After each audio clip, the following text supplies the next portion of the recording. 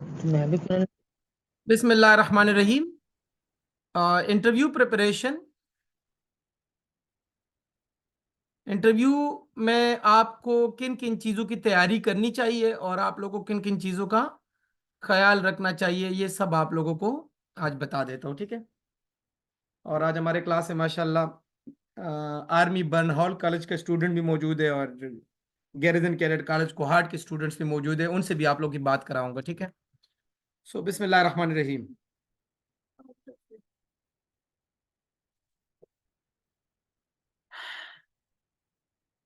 Interview interview सबसे last stage होता है आपको असेस करने का। फर्स्ट स्टेज में आपसे कुछ टेस्ट लिए जाते हैं, डिफरेंट टाइप्स ऑफ टेस्ट। और उन टेस्ट के बाद यानी इंटरव्यू से पहले आप खुद फिजिकली सिलेक्शन वालों के सामने नहीं जाते। इंटरव्यू ही वो पहला स्टेज होता है जब आप फिजिकली खुद चले जाते हैं।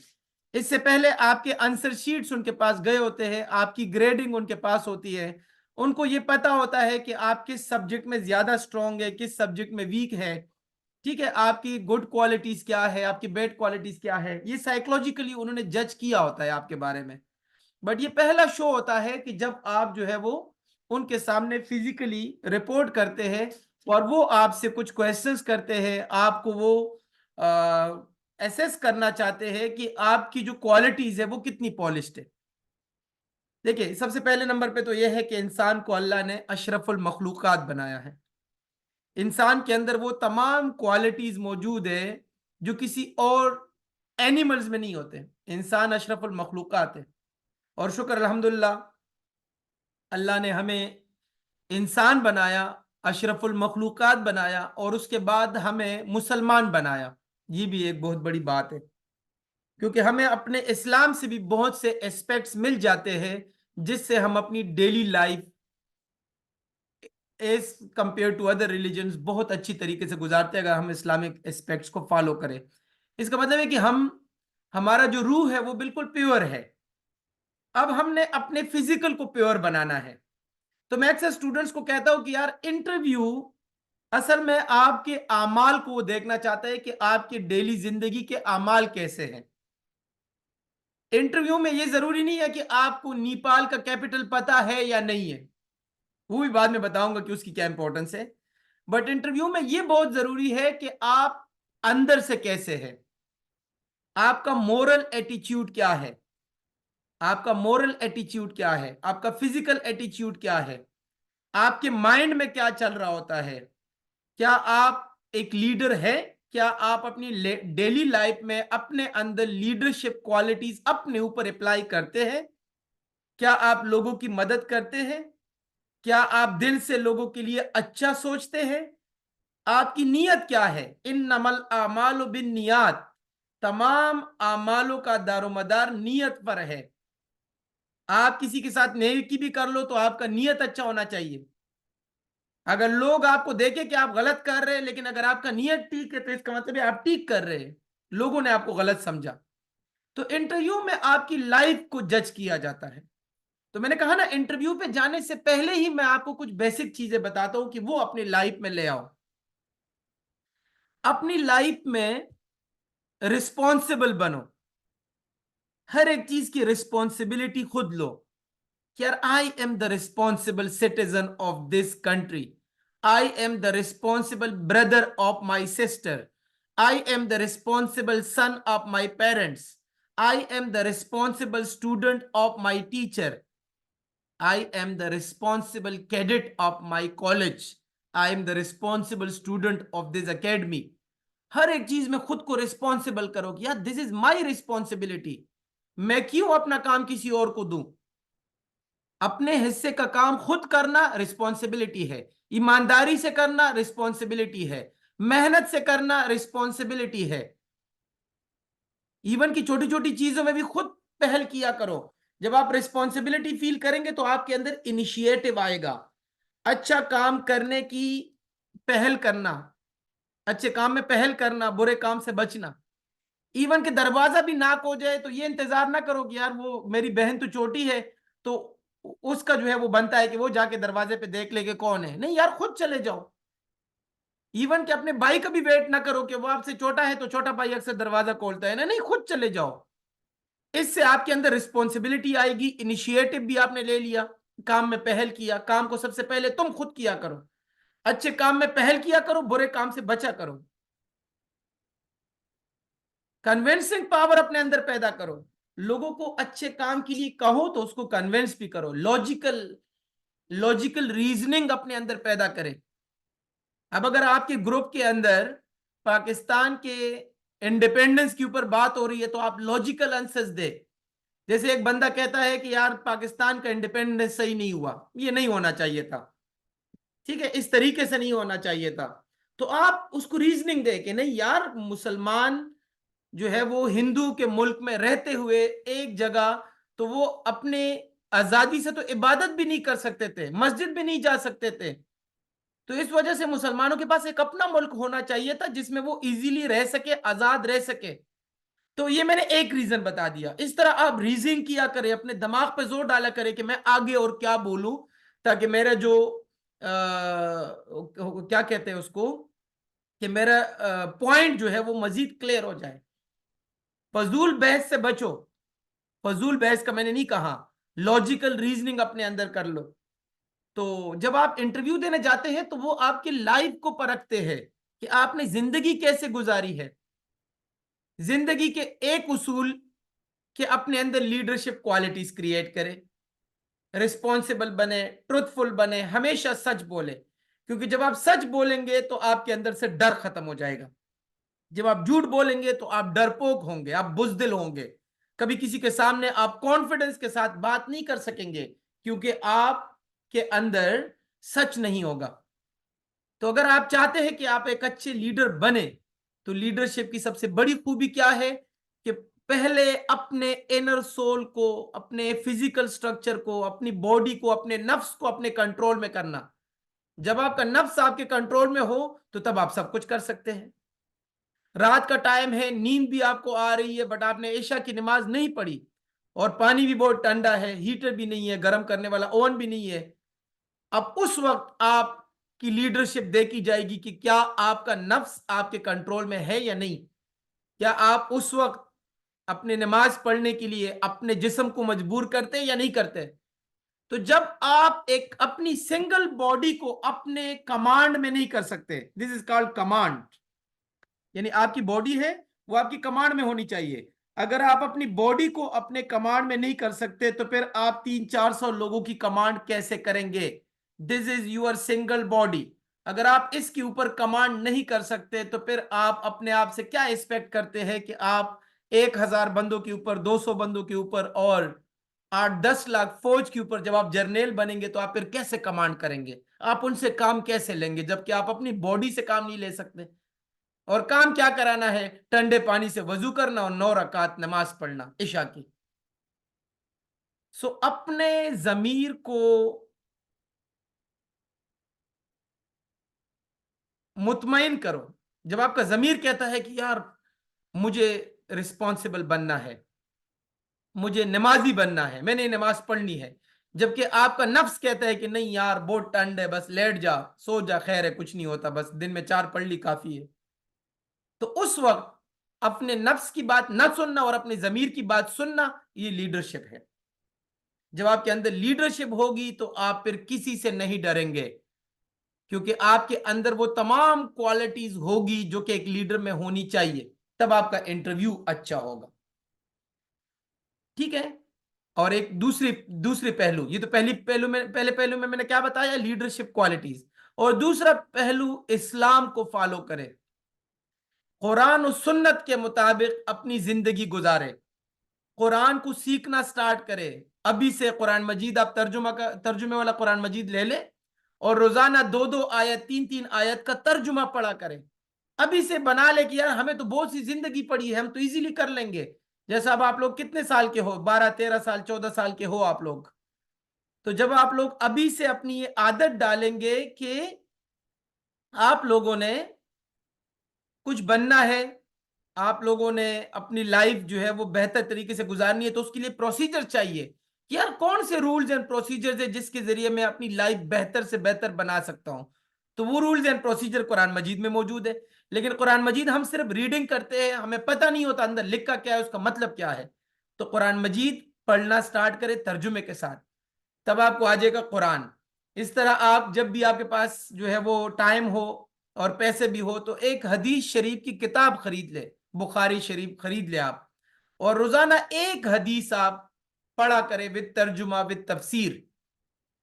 तो जब आप अभी 12-14 साल के हो, तो जब आप लोग जाएंगे इंशाल्लाह 20 साल 25 साल बाद, तो आपने वो किताब पास रखा कुरान मजीद विद तर्जुमा और बुखारी शरीफ या कोई भी हदीस की जो सही किताब है जिसमें सही हदीस मौजूद हो, तो वो आप रोजाना अभी से एक एक पढ़ेंगे तो आपकी आदत हो जाएगी। और 4-5 साल बाद ही आपने कुरान मजीद का तर्जुमा भी पढ़ा होगा और वो भी पढ़ा होगा। तो जब आपका एम दुरुस्त हो जाएगा तो आपकी जिंदगी खुद ही दुरुस्त हो जाएगी। हमारा तो एम ही गलत है। हमने अपनी लाइफ किस में लगाई हुई है, हमने अपनी लाइफ सोशल मीडिया में लगाई हुई है, तो उस वजह से हमारा एम ही गलत हो गया। फिर इंटरव्यू में हम कहते कुछ और है और हमारी बॉडी पे कुछ और लिखा होता है। हम मुंह से कुछ और बोलते हैं और हमारे जहनों में कुछ और है। हम मुंह से कुछ और बोलते हैं और हमारे दिमाग में, हमारे दिल में कुछ और होता है। तो अगर आपने इंटरव्यू बेहतर बनानी है तो आपको खुद को चेंज करना पड़ेगा। जब आप खुद चेंज होंगे तो इंटरव्यू बिल्कुल बेहतर हो जाएगा। ये दो एस्पेक्ट मैंने बता दिए कि सबसे पहले अपने अंदर लीडरशिप क्वालिटीज पैदा करें, और दूसरा एस्पेक्ट जो सबसे ज्यादा मेन एस्पेक्ट है वो ये है कि कुरान मजीद पढ़ा करे, नमाज पढ़ा करे, इस्लामिक एस्पेक्ट्स को फॉलो करे। जब आप इस्लामिक एस्पेक्ट्स को फॉलो करेंगे तो फिर आपकी लाइफ में लीडरशिप खुद ही आ जाएगी। लीडरशिप की जितनी भी क्वालिटी है, honesty, truthfulness, responsibility, integrity, determination, ये सब आपकी जिंदगी में आ जाएगा। जब आप हुजूर पाक सल्लल्लाहु अलैहि वसल्लम के सुन्नत तरीकों पे अमल करेंगे तो आप खुद ही हुजूर पाक सल्लल्लाहु अलैहि वसल्लम की तरह एक लीडर बन जाएंगे। तो सबसे बड़े रहनुमा तो हमारे वही है, सबसे बड़े लीडर तो वही है। ठीक है, तो फिर इंटरव्यू खुद ही बेहतर हो जाएगा। अब मैं आप लोगों को कुछ तीसरा पहलू बताता हूं।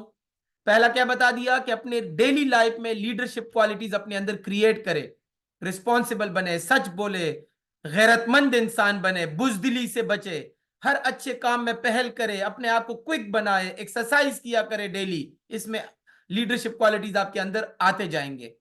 और दूसरा, नमाज पढ़ा करे, कुरान मजीद की तिलावत करे, हो सके तो तहज्जुद पढ़ा करे, अल्लाह से मांगा करे, ताकि आपके अंदर इंसानों का डर खत्म हो जाए और आपका अल्लाह के साथ डायरेक्ट ताल्लुक बन जाए। और तीसरे नंबर पे इंटरव्यू के कुछ चीजों की तैयारी करना, वो मैं अभी आप लोगों को बता देता हूं। मुझे 1 मिनट दे दे, मैं अपना डिजिटल पेन ले आऊं, ठीक है।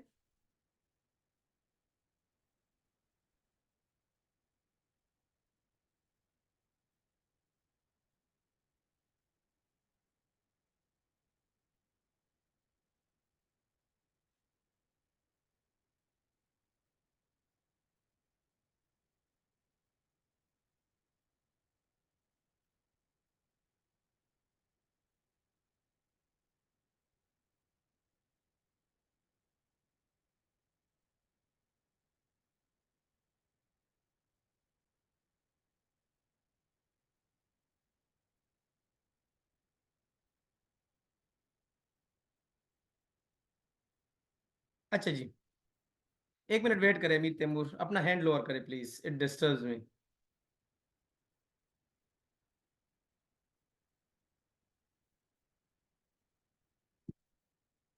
अच्छा, इंटरव्यू प्रिपरेशन में दो चीजें मैंने बता दी। तीसरी चीज कि आपको अपना कॉग्निटिव डोमेन कैसे स्ट्रॉन्ग करना है। एक होता है कॉग्निटिव डोमेन, एक होता है इफेक्टिव डोमेन, एक होता है साइकोमोटर डोमेन। अब मैं आप लोगों को तीन चीजें बता रहा हूं, ठीक है। कॉग्निटिव डोमेन, इफेक्टिव डोमेन और साइकोमोटर डोमेन। मैं आईसीएसबी एज ए साइकोलॉजिस्ट तैयारी कराता हूं, ठीक है। कॉग्निटिव डोमेन, ये जो मैं आप लोगों को अभी इंटरव्यू के क्वेश्चंस लिखवाऊंगा, ठीक है, वो इसमें आ जाएंगे। यानी नॉलेज, आप जब इंटरव्यू में जा रहे हैं तो आपके पास नॉलेज होनी चाहिए ना। किसने कहा है कि इंटरव्यू की तैयारी ना करे? इंटरव्यू की तैयारी करे, आप अपनी नॉलेज गेन करें। अब इस नॉलेज में क्या क्या होना चाहिए वो अभी आप लोगों को बताऊंगा। इंट्रोड्यूस यूर सेल्फ से लेकर पैसिफिक ओशन तक के क्वेश्चन सारे के सारे नॉलेज में आ जाते हैं। इफेक्टिव डोमेन जो मैंने बता दिया कि अपनी डेली लाइफ को चेंज करे। इफेक्टिव डोमेन में आता है your emotions, your daily life activities, जो आप लोगों के साथ करते हैं, जो आप पड़ोसियों के हकूक अदा करते हैं, रिश्तेदारों के हकूक, माँ बाप के हकूक, बहन भाइयों के हकूक, योर इमोशंस। इफेक्टिव डोमेन को अक्सर मैं कहता हूं ये दिल का मामला है, ठीक है, यानी आपका हार्ट क्या कहता है, आपका दिल कैसा है, क्या आप नरम दिल के मालिक हैं, अच्छे दिल के हैं, या आप खुदा न खास्ता जालिम संग दिल है आपका। सो योर इमोशंस, ठीक है, इमोशंस में आपका प्यार भी आता है। अगर आपको गुस्सा आता है तो क्या आप उस पर कंट्रोल करना भी जानते हैं या नहीं जानते, यानी जितना भी साइकोलॉजिकल फैक्टर है वो इफेक्टिव डोमेन में छुपा होता है। और तीसरा है साइकोमोटर, यानी आप फिजिकली स्ट्रांग है या नहीं। तो इस साइकोमोटर के लिए तो मैं आप लोगों को सबसे बेस्ट बता दूं कि आप लोग एक्सरसाइज किया करें। आप लोग जब एक्सरसाइज करेंगे तो आपका साइकोमोटर का डोमेन, ये मैंने टिक कर लिया, ये क्लियर हो जाएगा। इफेक्टिव डोमेन के लिए मैं आपको बता दूं कि इस्लामिक एस्पेक्ट को फॉलो करे और अपने अंदर लीडरशिप क्वालिटीज पैदा करे। इस्लामिक एस्पेक्ट्स क्या है कि नमाज पढ़े, कुरान मजीद की तिलावत करे, लोगों के हकूक का ख्याल रखे, ठीक है, अपने नफ्स को अपने कंट्रोल में करे, अपने अंदर वो तमाम खूबियां पैदा करे जो एक अच्छे मुसलमान में होनी चाहिए, जो एक तकवादार इंसान में होनी चाहिए। तो आपका इफेक्टिव डोमेन, आपका दिल खुद ही साफ हो जाएगा और आपका नफ्स आपके कंट्रोल में होगा और आपका नियत ठीक हो जाएगा। जब आपका नियत ठीक होगा तो अमालों का दारोमदार नियत पर है। और तीसरा डोमेन है नॉलेज। अब इस नॉलेज के ऊपर देखो ना, तीनों में काम करना है। एक्सरसाइज करोगे तो साइकोमोटर डोमेन स्ट्रांग होगा, इस्लामिक एस्पेक्ट्स को फॉलो करे, अपना नियत ठीक करे, अपने इमोशंस को अपने कंट्रोल में करे, ठीक है, अपना दिल साफ रखे, लोगों के लिए अच्छा सोचे, ठीक है, तो ये आ जाएगा हार्ट। लेकिन जो कॉग्निशन है उसको हम कहते हैं ब्रेन। कॉग्निशन को क्या कहते हैं, ब्रेन, यानी आपके दिमाग में क्या है।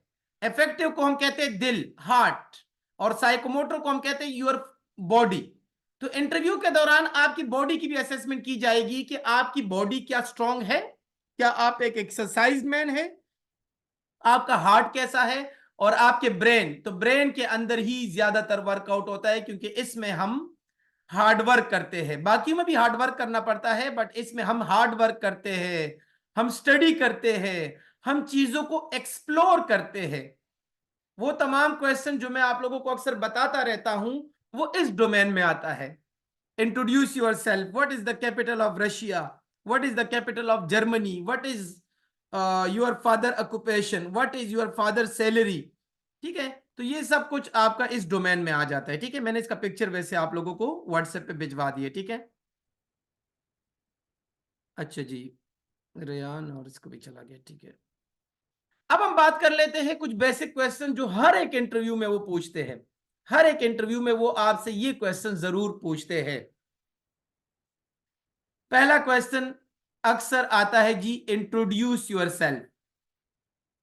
अपना इंट्रोडक्शन पहले से प्रिपेयर करें। अब ये सारी बातें कॉग्निटिव डोमेन की होगी, ठीक है। इंट्रोड्यूस योर सेल्फ, अपने आप को इंट्रोड्यूस करें, अपने बारे में बताए, अपने स्कूल के बारे में बताए, अपने क्लास के बारे में बताए, आप किस शहर से ताल्लुक रखते हैं ये बता दे, अपने अब्बू का नाम बता दे, उनकी ऑक्यूपेशन बताए, उनकी क्वालिफिकेशन बता दे, अपनी अम्मी का नाम बता दे, उनकी ऑक्यूपेशन बता दे, वो क्या काम करती है, अपने हॉबी के बारे में बताए, अपना फेवरेट गेम इसमें बताए, ठीक है, और अपने जो बहन भाई है उसके बारे में बताए। और एक चीज जो कि मैं सबको कहता हूं कि अगर मुझसे पढ़ना है तो फिर मेरे सामने ये नहीं कहना कि सर वो फलाने लड़के ने तो मुझे कहा था कि ये बोलना या नहीं बोलना। वो फलाने ने जो जो भी कहा था डज नॉट मैटर, ठीक है, क्योंकि कभी भी इंटरव्यू में कोई परफेक्ट सिलेबस नहीं है।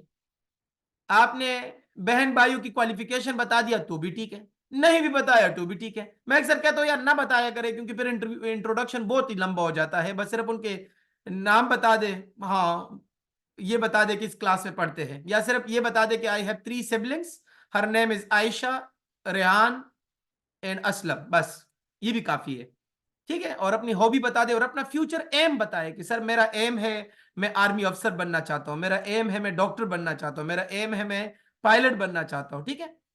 फिर उसके बाद दूसरा क्वेश्चन जो कि आप लोगों ने कंप्लीटली नेचुरल आंसर देना है, और वो ये है कि why do you want to join, आप क्यों ज्वाइन करना चाहते हैं भाई, आपकी ज्वाइन करने का मकसद क्या है। तो भाई सबने रट्टा लगाया होता है, I want to join to serve my country and it's my childhood dream और फलाना फलाना ब्ला ब्ला, सब गलत यार, ये कोई आंसर है। Why do you want to join Pakistan Army? Why do you want to join Pakistan Air Force? Why do you want to join a cadet college? एक नेचुरल आंसर तलाश करें यार। मेरा एक स्टूडेंट अभी माशाल्लाह लेफ्टिनेंट है, उसकी मैंने आईसीएसबी प्रिपरेशन कराई थी, लेफ्टिनेंट हुजैफा, यानी आर्मी के कैप्टन के बराबर है, वो नेवी में है। उससे पूछा तो उसने कहा सर मुझे समंदर से मोहब्बत है, बस ये उसका आंसर था। I have a love for the ocean, I have love for the sea, इस वजह से मैं नेवी में आना चाहता हूं। देर की कितना प्यारा आंसर है यार। इस तरह के आंसर्स दो तीन जुमलों में, इस शायद उसने दो तीन जुमले और भी कहे थे वो मैं भूल गया हूं, बट उसमें एक जुमला ये भी था कि सर मुझे समंदर से मोहब्बत है।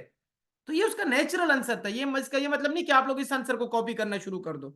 आप लोग अपने अंदर झांक ले और सोच ले कि यार मैं क्यों जाना चाहता हूं, उसके पीछे क्या रीजन है। अगर मैं पीएफ कॉलेज सरगोदा जाना चाहता हूं तो मैं क्यों जाना चाहता हूं, तो आपको पहला आंसर मिल जाएगा, यार अच्छा कॉलेज है क्योंकि वहां एजुकेशन अच्छी है, वहां टीचर्स अच्छे हैं, वहां डिसिप्लिन लाइफ है तो मेरी लाइफ के अंदर डिसिप्लिन आ जाएगा, वहां ये चीज है ये चीज है। बस मैं आर्मी जाना चाहता हूं तो मैं क्यों आर्मी जाना चाहता हूं, तो उसके पीछे आपके आंसर्स आ जाएंगे, ठीक है। हसाम वेट करे बेटा, आपको मैं बुलाऊंगा, वेट करें अभी मैं अपना लेक्चर कंप्लीट कर लूं। अच्छा जी, तीसरे नंबर पे कि आप लोग इन क्वेश्चन के आंसर्स अपनी टीचर से ना पूछा करें, ना उनसे शेयर करें, बल्कि मैं जब इंटरव्यू लेता हूं उस वक्त मुझे आंसर दिया करें। Don't ask your friends or teachers or senior cadets कि इसका आंसर मुझे क्या देना चाहिए। सबसे बड़ी गलती हम यहां करते हैं जब हम दूसरों से पूछते हैं। और भाई दूसरों से सिर्फ क्वेश्चंस पूछे, जैसे मैं आप लोगों से अक्सर क्वेश्चन शेयर करता हूं, आंसर्स तो खुद तलाश करें ना, क्योंकि तुम्हारी साइकोलॉजिकल इफेक्ट कुछ और है, उस लड़के का कुछ और है। उसने शायद ये कहा था कि सर मैं तो आर्मी इसलिए ज्वाइन करना चाहता हूं क्योंकि मैं गरीब हूं, मुझे पैसे चाहिए।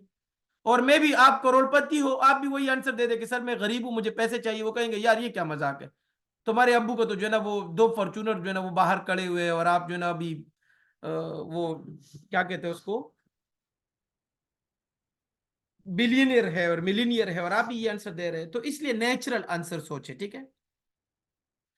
Number 3, what is your favourite hobby and the information about that hobby and it should be true. यानी जब वो आपसे पूछ ले कि यार संडे के दिन के मुझे एक्टिविटीज बता दे कि आपने पिछले संडे को क्या क्या किया था। अब आपने हॉबी में बता दिया मैंने मेरी हॉबी है गार्डनिंग, और जब उन्होंने पूछ लिया कि आपकी एक्टिविटी क्या थी, तो संडे को तो छुट्टी थी, और आप पूरा दिन उनकी एक्टिविटीज बताते गए, बट आपने अपने पूरे संडे में गार्डनिंग को टच भी नहीं किया, गार्डनिंग को टच भी नहीं किया, तो फिर ये किस तरह की हॉबी है। तो इसलिए अपनी हॉबी बताए जो ट्रू हो, और उस हॉबी को फिर अपने आंसर्स में एक्सप्रेस भी करे। आपका फेवरेट गेम क्या है, तो उस गेम के बारे में आपको इंफॉर्मेशन होनी चाहिए। आपका फेवरेट प्लेयर कौन है, तो होनी चाहिए फेवरेट प्लेयर, उसके बारे में इंफॉर्मेशन भी आपके पास होनी चाहिए। नंबर 5, पेरेंट्स के बारे में आपको इन्फो होना चाहिए कि आपके पेरेंट्स क्या करते हैं, एग्जैक्टली क्या करते हैं। जैसे आपके अब्बू बैंक में है तो बैंक में क्या करते हैं, वो बैंक में मैनेजर है, कौन से बैंक में है, हबीब बैंक लिमिटेड में है, किस ब्रांच में है, 0412 ब्रांच में है। यानी उनके बारे में फिर आपको पता भी होना चाहिए, उनका डेट ऑफ बर्थ, अम्मी अब्बू की मैरिज एनिवर्सरी कब होती है, साल में एक ही दफा होती है ना, एक ही शादी हुई हो तो उसके बाद आप वो अपने पास याद रख लें। तो ये सब कुछ आता है बेटा पर्सनल इन्फो में।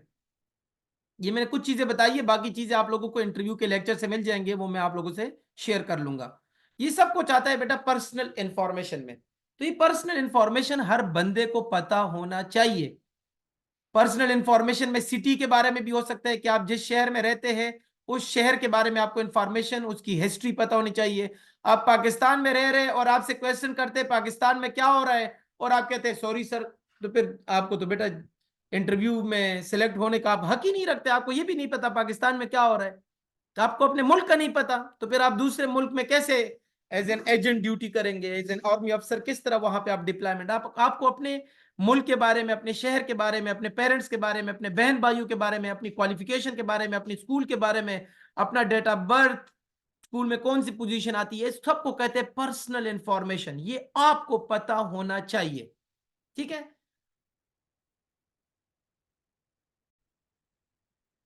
इंटरव्यू में आपको मेंटल मैथ आना चाहिए। मेंटल मैथ के लेक्चर्स मैं आप लोगों से शेयर कर चुका हूं, जिनसे शेयर नहीं किए वो मैं कर दूंगा। और जरूरी नहीं कि सिर्फ वो लेक्चर्स हो, बल्कि अपने ट्रिक्स खुद भी बनाए। आपको मैप स्टडी का पता होना चाहिए कि मैप को हम कैसे स्टडी करते हैं, ठीक है जनाब। मैप के अंदर आपको पता हो कि भाई कौन सा कंटिनेंट कहाँ पे है। जैसे ये एशिया है, तो यहाँ पे जो है वो ऑस्ट्रेलिया है, तो ऑस्ट्रेलिया पाकिस्तान के किस डायरेक्शन में है, तो आपको पता होना चाहिए कि यार नॉर्थ ईस्ट वेस्ट साउथ, यानी साउथ ईस्ट में है। Australia is in the south east of Pakistan. यहाँ पे अफ्रीका है, तो अफ्रीका के फिर 5 से 6 कंट्रीज भी आपको पता होना चाहिए। यहाँ पे यूरोप है, तो यूरोप के अंदर कितने कंट्रीज है वो भी आपको पता होना चाहिए।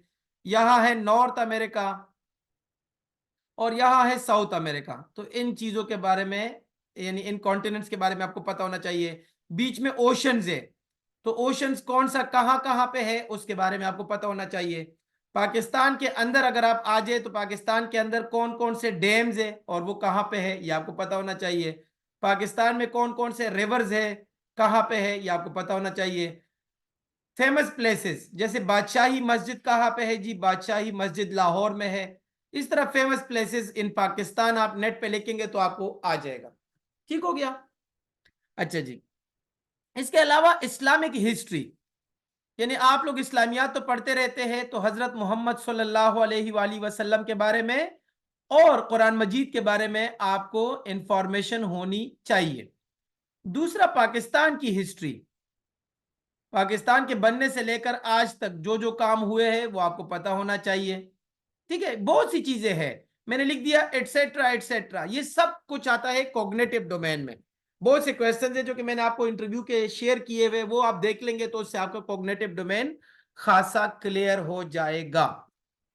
अब मैं आप लोगों से जरा अपने कैडेट्स की बात कराता हूं। जी, Riyan Saqib from garrison cadet college Kohat, you are most welcome my son. अस्सलाम वालेकुम सर। वालेकुम अस्सलाम। जी बेटा, आप बच्चों को क्या कहेंगे इंटरव्यू प्रिपरेशन के बारे में।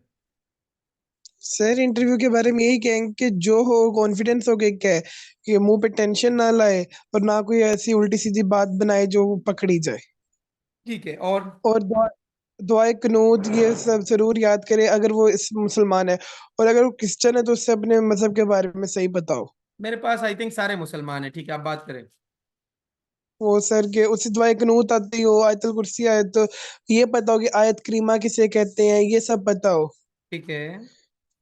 ये हजरत यूनस की दुआ कौन सी है, वो हजरत कौन से नबी की कौन सी दुआ है, और हजूर पाक ने अपनी दुआ इस्तेमाल नहीं की अपनी उम्मत के लिए, क़यामत वाले दिन इस्तेमाल करेंगे। और फिर उसके बाद हजरत साले का क्या मौजज़ा था, मतलब जो मेन मेन मौजज़े हैं नबियों के। सही हो गया। ये सर। और सर कैसे कोई अगर बेटा, इंटरव्यू, कैसा कॉलेज है आपका garrison cadet college Kohat. Sir बहुत अच्छा कॉलेज है ये। अब पाकिस्तान के नंबर 2 कॉलेज पे आ रहा है, सेकंड नंबर पे। गैरिजन कैडेट कॉलेज कोहाट अच्छा कॉलेज है, मैंने भी सुना है इसके बारे में। तो आप लड़कों को मोटिवेट करेंगे कि अगर उस कॉलेज में जाने का चांस मिले तो आ जाए। क्यों नहीं आएंगे सर, वहां पर आपको हर जगह की फैसिलिटी है। वहां पर स्टाफ मुस्लिम जैसे स्टाफ है जो अहद फादर से ड्रामे कर चुके हैं, कि वो इतने अच्छे स्टाफ है जो उन्हें सिखा सकते हैं जिन्हें कुछ आता नहीं था। ठीक है, और आप शाम के टाइम भी टीचर्स कोऑपरेट करते हैं अगर आपको कोई चीज ना आ रहा हो। यस सर, वो उन्हें बस बता दो कि सर आज आपने आ जा रहे हो, तो सर हाउस में आ जाते हैं आपके कमरे में और आपको बता के चले जाते हैं। अच्छा, और 9th क्लास का कोर्स भी आप पढ़ रहे हैं, तो फिजिक्स मैथमेटिक्स केमिस्ट्री वो सही समझाते हैं। जी जी सर, वो ऐसा वो सर हमें प्रोजेक्टर्स पे समझाते हैं और साथ साथ वो उससे क्वेश्चन पूछते हैं और हम स्क्रीन पे उन्हें जवाब देते हैं कि हमारी क्लियरेंस हो। साथ computer lab, language lab, bio lab, physics lab, chemistry lab बनाई गई है कि वहां जाके हम और स्टडी कर सकें। अच्छा जबरदस्त, ठीक है माशाल्लाह। और कोई गेम्स वगैरह का टाइम भी मिलता है शाम के टाइम।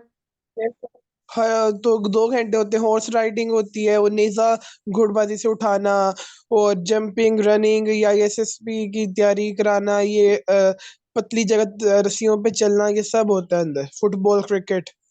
अच्छा जबरदस्त माशाल्लाह। तो are you satisfied? Sir, why not? I am satisfied. Yes, I am satisfied. माशाल्लाह। रेहान साकिब, अल्लाह आपको मजीद कामयाबियाँ दे। और मैंने एक आईसीएसबी की क्लास भी छोटी सी शुरू की है, मतलब मैं चाहता हूँ कि आईसीएसबी की भी तैयारी हो, बट उसमें अभी इनिशियल इंटेलिजेंस टेस्ट चल रहा है और साथ में आज इंटरव्यू की क्लास भी थी। ठीक है। Yes, sir, मैंने आपसे ही तैयारी करनी है, बेफिक्र है। हाँ, इंशाल्लाह इंशाल्लाह बेटा। सर, ठीक है। आपका कोई बच्चा इंटरव्यू देना चाहेगा? नहीं, आज नहीं, बस अभी मैंने खुद गाँव निकलना है, और फिर इंशाल्लाह कल इसी टाइम 3 बजे। ठीक है। जी सर, मैं रेडी हूँ। ओके।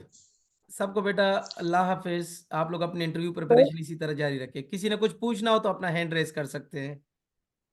रेहान से किसी ने कुछ पूछना हो? जी अमीर तैमूर, आप कुछ पूछना चाहेंगे?